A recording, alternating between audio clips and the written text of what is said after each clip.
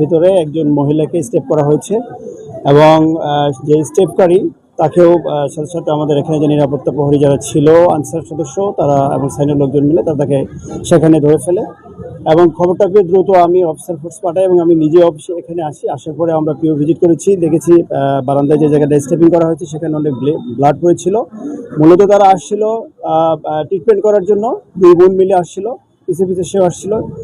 যে আসামি ফরহাদ, স্বামী স্ত্রীর মধ্যে একটা ভালো একটা দ্বন্দ্ব ছিল এবং তাদের ফ্যামিলিগত এই দ্বন্দ্ব থেকেই আজকের এই হত্যাকাণ্ডটি সংঘটিত হয়েছে বলে ফরহাদকে জিজ্ঞাসাবাদ করে এবং তার বোন যে ভিকটিম যে মারা গেছে ডিসিজ তার বোনকে জিজ্ঞাসাবাদ করে আমরা তথ্যটি পেয়েছি।